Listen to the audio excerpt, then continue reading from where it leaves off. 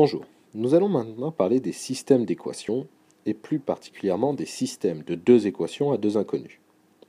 Que se passe-t-il? Nous allons considérer le problème suivant. Lily a acheté un CD et 3 livres pour un total de 27 euros, alors que Margot, quant à elle, a acheté 2 CD et 2 livres pour un total de 34 euros. Nous cherchons le prix d'un livre et d'un CD. Il y a deux inconnus, soit X le prix d'un CD, soit Y le prix d'un livre. Nous pouvons déjà écrire que 1x pour le CD acheté par Lily, plus 3y pour les 3 livres achetés par Lily, fait un total de 27 euros. De même, pour Margot, nous pouvons écrire que 2x pour les deux CD, plus 2y pour les 2 livres, fait 34 euros. Ces deux équations existent en même temps. On peut dire qu'elles coexistent, qu'elles sont réalisées en même temps. Nous mettons donc une accolade et nous définissons ce que nous appelons un système de deux équations à deux inconnus. Comment allons-nous résoudre ce système? Donc, reprenons l'équation. Alors, dans la première équation, nous allons essayer d'exprimer x tout seul. Nous allons donc écrire que x est égal à 27 moins 3y. La seconde équation ne change pas. Nous recopions le système complet. Sauf que nous savons maintenant que x est égal à 27 moins 3y. Nous pouvons donc remplacer le x qui se trouve ici par 27 moins 3y, comme fait dans ce que je viens de souligner. Nous allons recopier la première ligne, puisque celle-ci ne change pas, et s'occuper de la deuxième ligne. 2 fois 27, on développe. 2 fois 27, 54. 2 fois moins 3y, moins 6y. Plus 2y égale 34. C'est-à-dire, la première ligne ne change toujours pas. La seconde nous donne 54 moins 4y égale 34. Nous pouvons trouver y dans la seconde ligne. Nous recopions la première sans la changer. La résolution de la seconde ligne nous donne donc moins 4y égale 34 moins 54, moins 4y égale moins 20, c'est-à-dire que y sera égal à moins 20 sur moins 4, autrement dit, y sera égal à 5.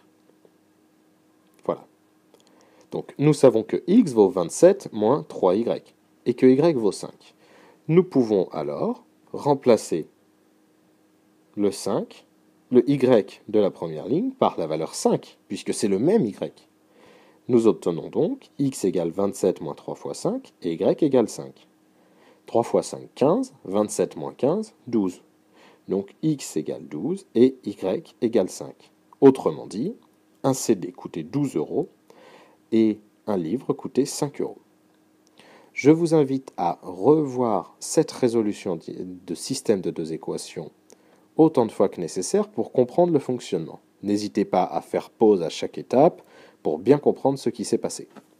Le problème dans les systèmes de deux équations à deux inconnues n'est pas la mise en équation, mais la résolution de l'équation. Nous allons maintenant aborder une autre méthode de résolution.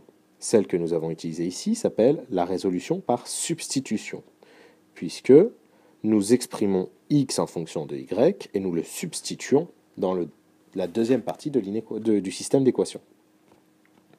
Considérons un autre problème. Jérémy et Mathieu se rendent ensemble à la pétrie. Le premier achète 3 stylos et 2 cahiers et paye 7 euros.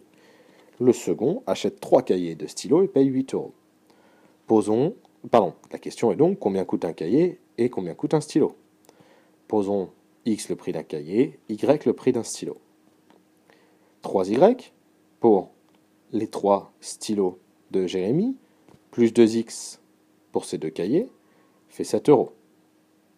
Alors que pour Mathieu, 3 cahiers, donc 3x et 2 stylos, 2y, fait 8 euros.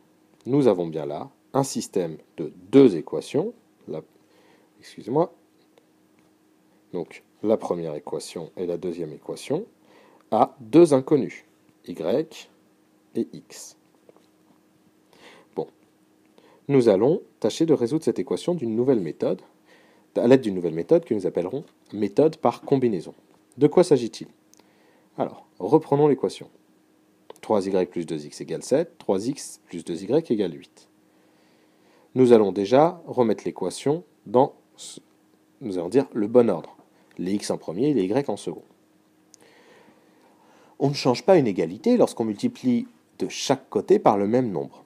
Nous allons donc multiplier la première ligne par 3 et la seconde ligne par moins 2. Quel en est le but? Effectuons déjà cette multiplication. Nous obtenons 3 fois 2x, 6x, 3 fois 3y, 9y, 3 fois 7, 21. En dessous, 3x fois moins 2, moins 6x, 2y fois moins 2, moins 4y, 8 fois moins 2, moins 16. Nous voyons que nous avons ici 6x et moins 6x. À quoi cela va nous servir? Nous allons ajouter ces deux lignes. 6x plus 9y et plus moins 6x plus moins 4y. Autrement dit, nous commençons par ajouter les deux premiers membres ensemble, ici, et de l'autre côté, les deux seconds membres, 21 plus moins 16. L'intérêt de faire cela, c'est que les 6x se simplifient. 6x moins 6x fait 0. Il nous reste donc 5y pour 9 moins 4 égale 5, qui est issu de 21 moins 16. Autrement dit, y égale 1. Reprenons une des deux équations du départ, au choix la première ou la deuxième, peu importe, et remplaçons le y par 1. Nous allons donc avoir 3 fois 1 plus 2x égale 7, c'est-à-dire 3 plus 2x égale 7, donc 2x fait 7 moins 3, c'est-à-dire 4, x vaut donc 4 divisé par 2, c'est-à-dire 2. Si nous résumons cette méthode par combinaison, nous multiplions la première ligne par le coefficient qui se trouve devant le x de la seconde ligne. Nous multiplions la deuxième ligne par le coefficient qui se trouve devant le x de la première ligne afin de simplifier déjà les x quand nous ferons la somme que nous avons effectuée ici. Attention cependant, le point essentiel est de multiplier non pas ici par 2 mais par moins 2 afin que la somme simplifie les x. Il nous reste juste à conclure en disant que le couple solution, puisqu'il y en a deux, donc le couple solution est 2, 1. Et nous notons entre parenthèses 2,1. Attention à ne pas mettre une virgule pour ne pas croire qu'il s'agit juste du nombre 2,1. Voilà, vous pouvez revoir à volonté ces explications pour pouvoir résoudre les systèmes. Il n'y a pas de secret, il faut s'entraîner à la résolution des systèmes pour réussir à les résoudre le plus vite possible et gagner en qualité de résolution de problèmes. Bon courage!